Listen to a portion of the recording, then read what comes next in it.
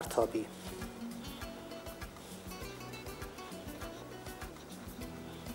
مثلث پایین روی زایگوما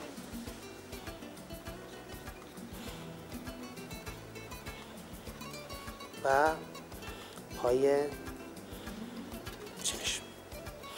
مرحله بعدی مرحله پنسومانا هستش. ابتدا جاک ریز رو کار میکنیم.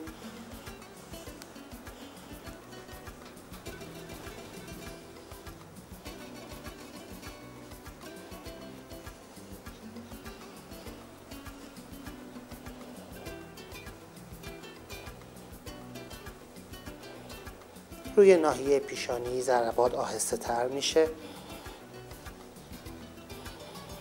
باز برمیگردیم روی ناحیه گونه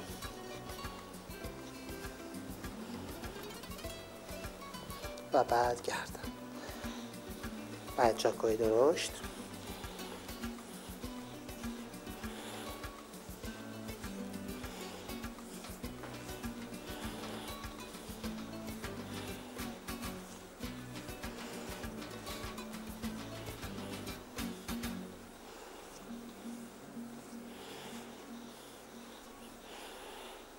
و بعد حرکات ضد چروک. اگر گردن چروک داشت روی چروک گردن و اگر نداشت به صورت 3 خط فرضی حرکت رو انجام بدید. خط خنده،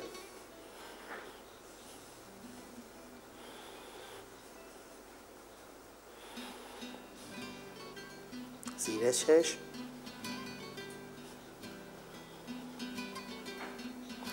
پیشانی هم دقیقاً مثل گردن.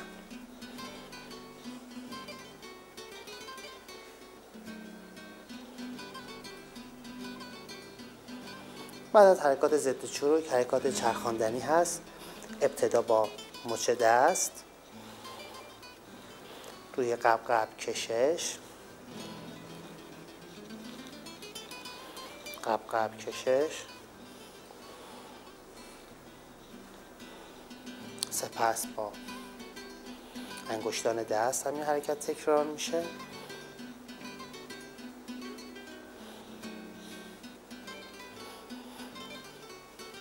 حب چانه به صورت چرخشی تا ناحیه بینی و سپس به صورت ممتد تا روی پیشانی و رستنگاهمون.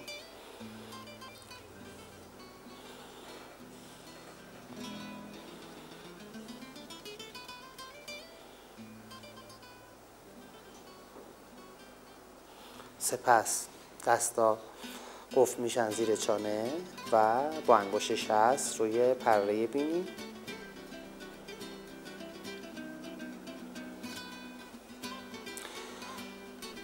با انگشت وسط روی عضله اخم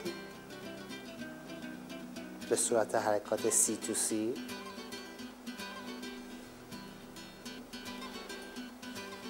سپس چرخش روی پیشانی. مرحله بعد مرحله زدن ها هستش. با کف دست زیر ناحیه چانه و بعد وقتی روی گونه ها میایم با انگشت وسط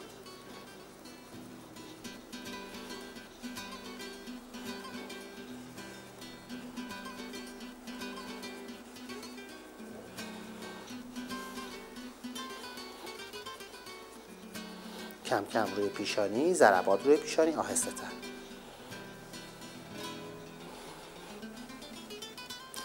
و بعد ضربات روی ناحیه بناگوش.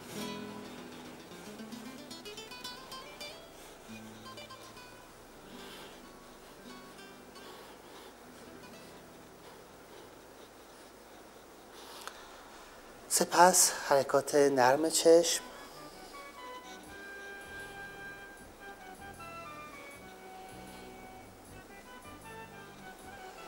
حرکت 8 لاتین،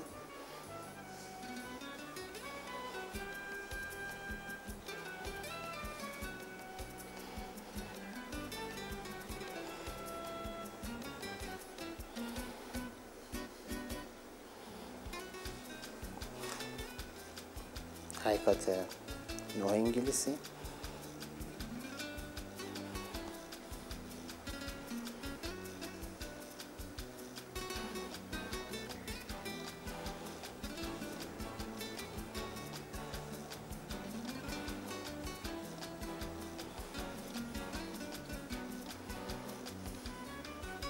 و سپس حرکات پیانویی.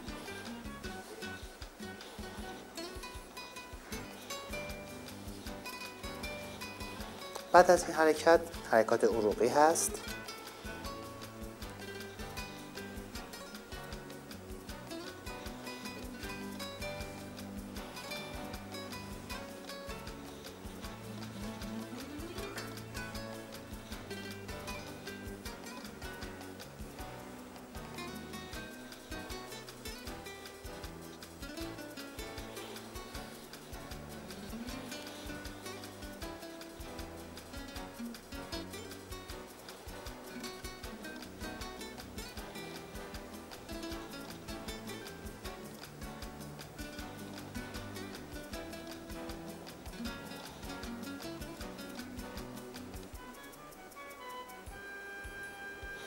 بعد از این محل بادکشی ها هست.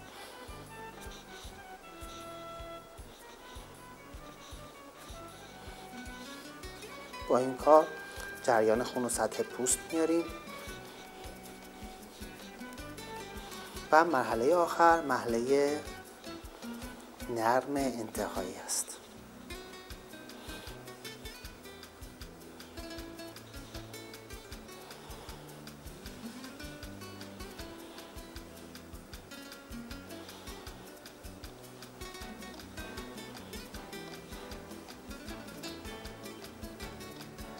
روی نایه شیق مکس و بعد هم رها.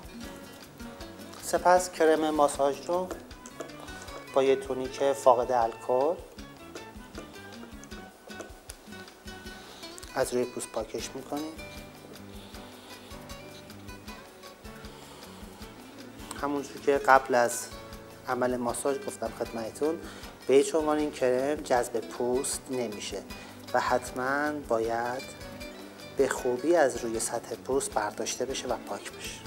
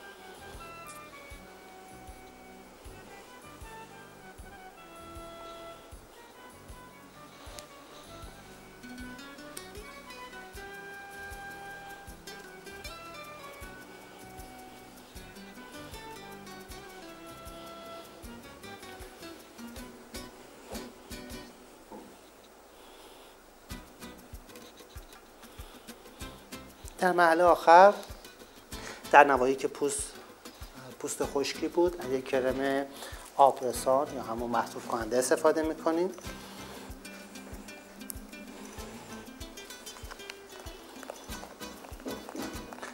اگر این کار رو ما صبح انجام داده بودیم میتونیم یک کرم روز هم استفاده کنیم.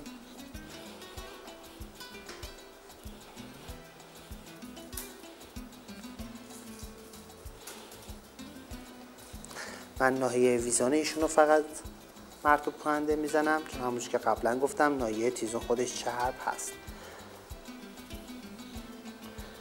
و سپس روی کل پوست از یک کرم ضد آفتاب استفاده میکنیم. حتما کرم ضد آفتاب رو میزنیم چون یک لایه از روی پوستش در عمل اسکراب به صورت سایشی حذف شده.